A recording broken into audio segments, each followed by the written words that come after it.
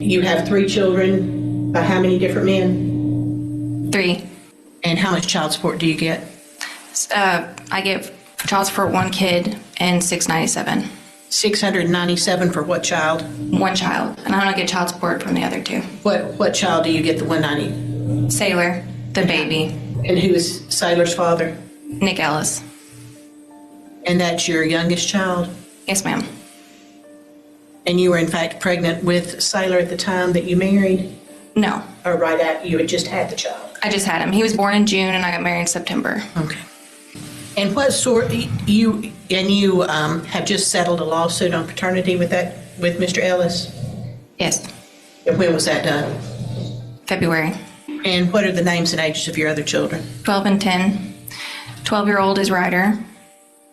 10-year-old is Bryson. How old are they? Ryder is 12. And Bryson is 10. 10.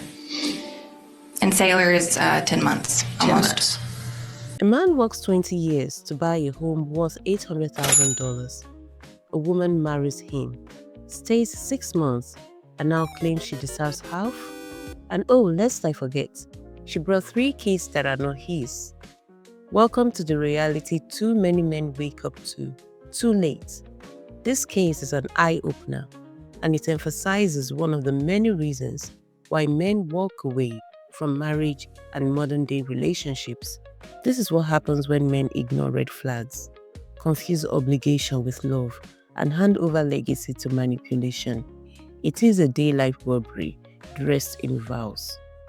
Come, let's talk about it.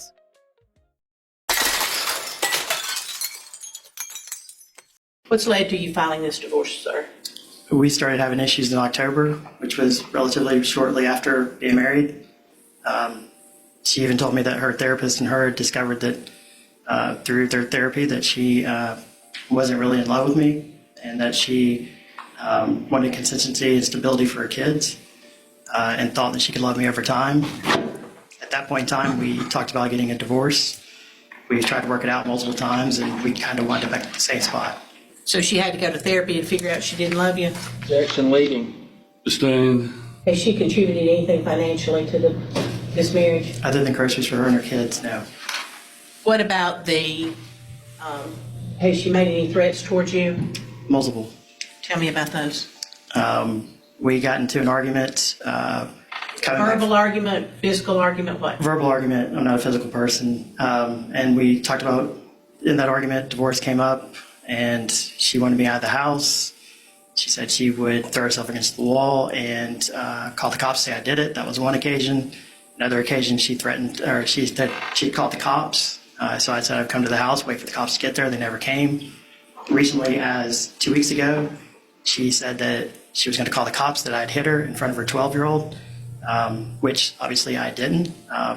So multiple times that's happened. To the point where I had to get a camera for the room I stay in to make sure that anything would be videoed to show that I'm not a physical person. And is she asking you to assist her with the children? When the marriage was going okay, I helped take them to school. I helped buy food. I did multiple things. And have you asked her have there been issues where there has been damage done to the marital residence at the hands of the children? There have, and I was lied to about what had happened. Cabinet door was broken. She told me she fell holding the baby, and that's what broke the cabinet. Come to find out, the 12-year-old told me that he broke it. He didn't know that I'd been lied to about that. When I asked her about the tree in the front yard that got run over, she said she was driving. And then, of course, there's other things that have happened, but it's always implied that I'm going to pay to fix it. Here is a successful man who owns an $800,000 house. He is financially stable, he has no kids, and he's responsible. The woman, she comes in with 3 children, as we know already, no assets, and 6 months later she's filed for divorce. So the real question is, why did he marry her in the first place? Is it guilt, savior complex, pressure? He thought he was getting a trophy wife he could give stability to.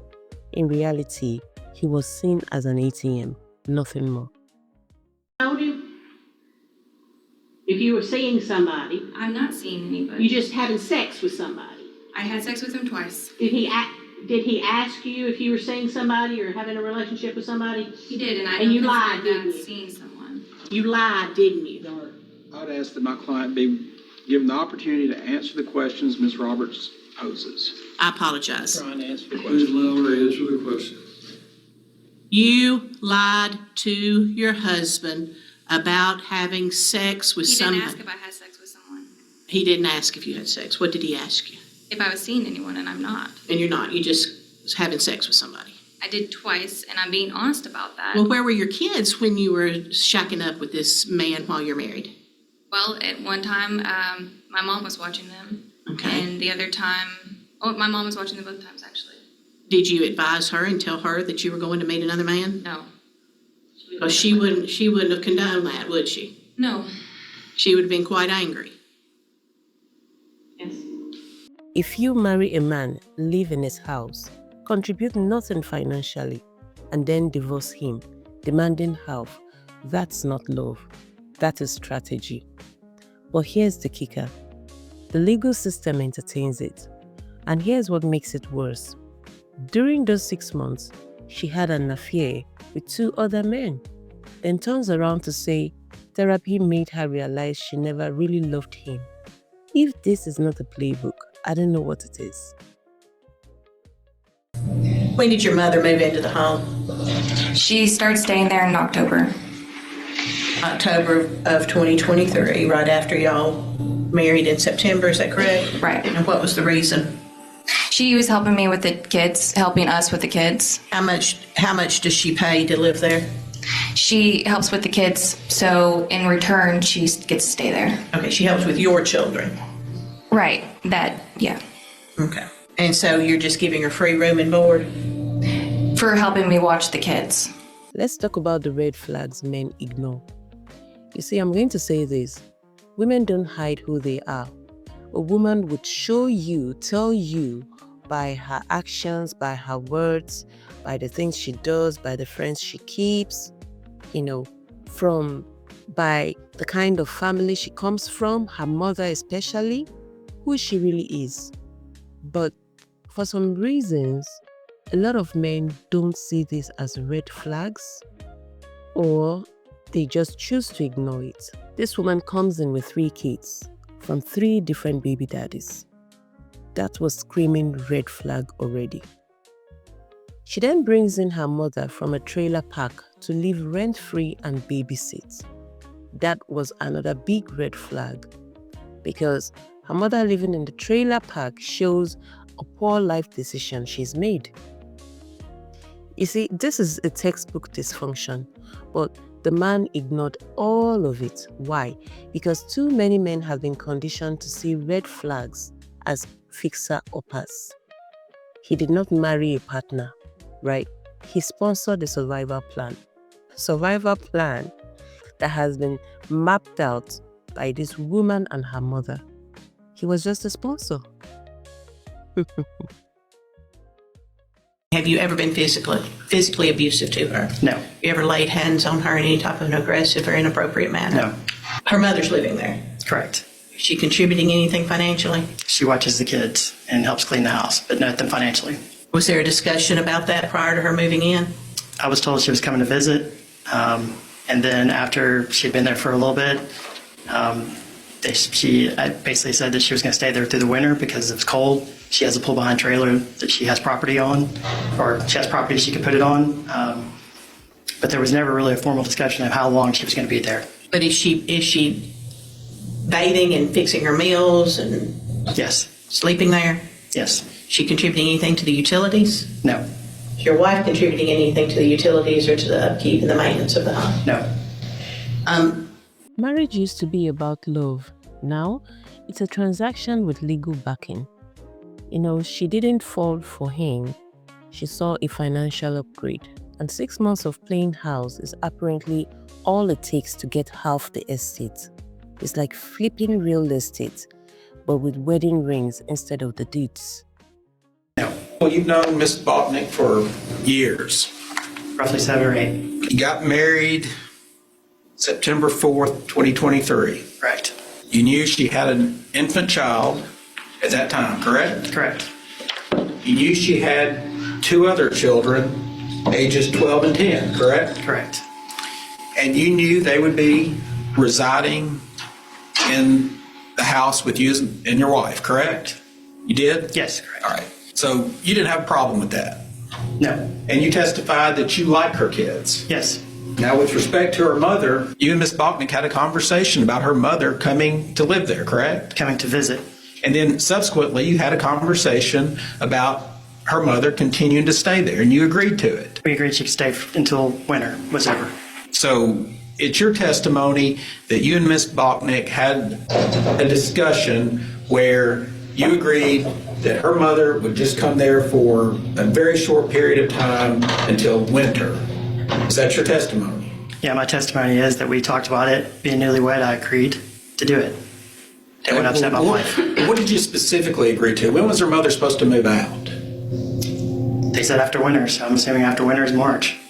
April. Okay, that's an assumption, isn't it? It is an assumption. After winter. Right. All right. So, this man opened his life to 3 children he didn't father. That's emotional labor, financial strain, and a complete loss of legacy. On top of that, the wife's mother, who contributes nothing financially, moved in and called it helping with childcare. Now the question is, whose children? Her children? The man's children? Or their children? That's funny, right? She pays no rent, no groceries.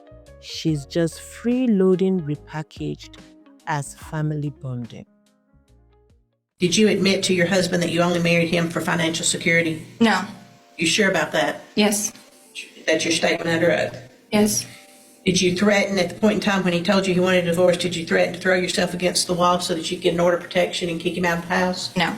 You allowing your children to, have you allowed any of your minor children to operate any motor vehicle in and around the property? I let my son drive down the driveway. And he ran over shrubs and things, is that correct? 1 shrub. And that's your 12-year-old or your 10-year-old? I let my 10-year-old. Your 10-year-old's driving a vehicle that caused some slight damage to the property, is that correct? He drove down the driveway and ran over a shrub. Did you replace it? No, not yet. Okay. Do you allow your children to shoot arrows into the drywall of the No. home? You didn't sit there and videotape it and laugh I at it? videotaped my son shooting an arrow into a cardboard box. Not into the garage and damaging the property? No. Where are your children in school? Ryder is in middle school. Your Honor, I want to object to relevance. I mean, we're here for a motion for exclusive possession, and we're getting into, almost like we have a parenting plan. These children Well, no, Your Honor, I apologize. The pact is financially, where are the children in school? The issue, we want her to move, where the kids are going to school, whether they're homeschooled, whether they're in public school, how she's spending her money is the reason that I'm asking those questions. Unfortunately, parties, even on a short-term marriage, bring something before the court regarding financial matters. Every aspect of their life becomes fair game. Overruling objection. Courts don't ask if you were manipulated. They ask if you were married. 6 months? That's enough. If she washed a few dishes and kissed the kids goodnight, she qualifies for a payout. The legal system rewards dysfunction as long as it's wrapped in a marriage certificate. You and your husband married in September. Yes. Okay. Following the marriage, was a house purchased? Right. And you've continued to reside there until the present day. Yes. Are you and your husband living there together? Yes. If the court denies the motion for exclusive possession that's been filed by your husband and puts parameters in place relative to you and your husband continuing to cohabitate there, will you abide by all such? Yes, I can respect that. What he needs. Okay. Ms. Bachnick, going back to the income expense statement, the car payment, which was number 1, see that? Yes. Okay. Sorry. It's $1,034.27. Okay. That is a payment on what vehicle? The Chevy Tahoe. Do you primarily drive that vehicle? I'm the only one that drives that vehicle primarily, yes. Who are the titled owners to that vehicle? Me and Jody. Okay. And who is obligated on the indebtedness owed and secured by the vehicle? Jody. TikTok is full of women giving tips on where to find high-value men. Social media generally is just abuzz with women asking where are the men. I did a video on this, feel free to go watch it.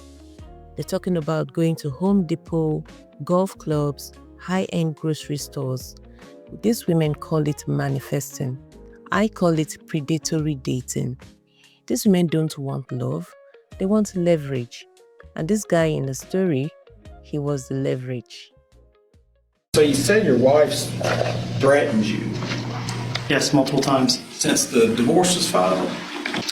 Once was prior, back in roughly late October, early November. I had to go get a hotel room for 2 nights to let things cool down at the advice of my friend who is an attorney. And there was another time somewhere in November where we were disagreeing on potentially what the divorce would do. Then there was a time just 2 weeks ago in front of her 12-year-old. Okay. This divorce filed January 26, 2024, correct? Right. Okay. You and your wife had sex since then? Once. So you weren't too scared of her, were you?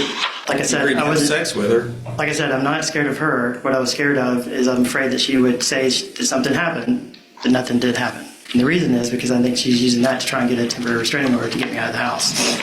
But you had sex with her. Since you filed the divorce, you've had sex with her. Yes, one time. I approached the witness, Your Honor. Right. Mr. Tootle, was your wife's birthday yesterday? It was. What'd you do for your wife's birthday? You what? What did you do for your wife's birthday? I got her flowers, a cake, and a card. You got her an elaborate flower arrangement, didn't you? Wasn't that expensive? No. It looked pretty nice. It's nice, but doesn't mean it was expensive. Yeah. So you got a nice flower arrangement. Did you give her that card? Did. Can you look at the card, please? Can you read the card? Not your inscription on it. I'd like for you to read the card from the beginning to the end. Ways you're like coffee. You're awfully hot. You're nice to hold. You get my insides warming. You pick me up. You smell good too. You're mildly habit forming. You're just right. I wouldn't change a single thing about you.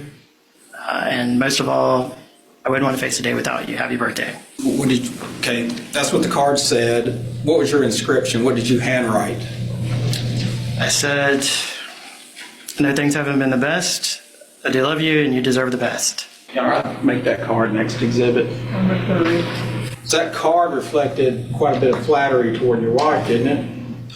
I got the card because she likes coffee and I thought it was funny. Do I love her? Yes, I do love her because I do care about her. Am I in love? It's different. The lawyer is trying to set him up here. So the fact that he was intimate with his wife, got her flowers and nice stuff for her birthday, I mean, a nice guy trying to make peace, that also gets held against him?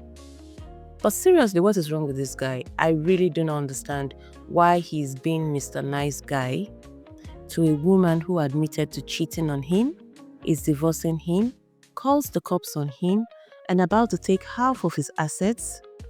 How naive can a man be?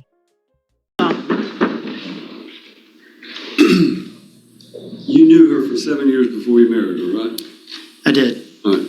You helped her get a job, I did. and you knew she was carrying another man's child when you married her, right? She already had the baby when we got Already married. had the baby. So she had 3 children by 3 different men, and you knew all of that before you married her. I did. So you kind of knew what you were getting into, or at least you suspected you knew.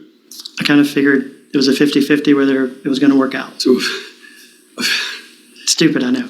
most men, when they get married, they don't think about 50-50 chance of it working out when they, ask someone to marry them. I wanted to believe. Although I would say that with the divorce rate in this country, that's probably not far from the average of what marriages work out and what don't. But my question to this is, you expected there would be problems, I assume. Yeah, I wanted to believe what she was telling me, that she was past going out and partying and she was ready to be a family and settle down and she was looking for stability. Cared And for so- her and you wanted to help her. And obviously for 8 years, there's something there, I was fed the whole 9 yards. The point is that you went into this knowing that there could be problems, right? I did. And it turned out there are problems. Within a couple of weeks, I figured out there was problems. But you say you still love her. At do, but I don't think I have the same kind of love that I had before. It's more, I care about her. Okay, so we get to the judgment part. For once, the court got it right. The judge looked at this man not just as a case number, but as a man, and gave him the talk he probably never got from his own father, and then ruled like a man who had seen this movie before.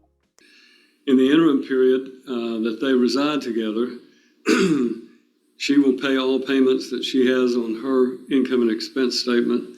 And it is this court's opinion that these parties will continue to cohabit in the marital residence until June 1st. At that point, Ms.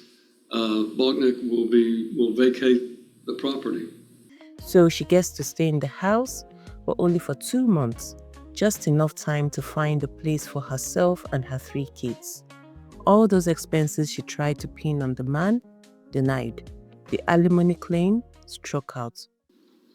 These parties are both restrained and prohibited from involving law enforcement in any way, shape, form, or fashion against one another to gain an advantage in this divorce action or to seek to have the other removed from the home. A violation of this order will be contempt of court. I'm just simply saying that. I'm not saying you would do that, but I'm saying there's been some allegation that you were going to call the police. There's some reason he might, but I'm simply saying you can't do that under this order. And as a result of that, if something happens and it turns out that somebody violates that order, they're looking at 10 days in jail. And just in case she has had one more stunt planned, the judge issued a restraining order preventing either party from weaponizing the police to kick the other out. This wasn't just legal justice, it was moral clarity. Men, slow down, okay? Stop confusing red flags for passion. If she's bringing more drama than value, walk away. In fact, I would say again, if she's bringing any form of drama, any kind of drama, be it small or minute, just walk away. It's not worth the risk. Don't be with a woman with potential. No, don't marry out of pity. And for heaven's sake, don't marry a woman with 3 kids, no job, and a trailer park mama living rent-free. So fellas, legacy means building for your bloodline, not babysitting someone else's. This man thought he was building a future. What he did was fund a 6-month hustle, and once the papers are signed, your good intentions won't matter, your signature will. His story is not rare, it's just unspoken. If you found yourself nodding along, like, share, and subscribe, because more men need to hear this. Vet women carefully, protect your legacy, and don't let lust blind you to liability. Not every red flag is bright, but they are always there. See you in my next video.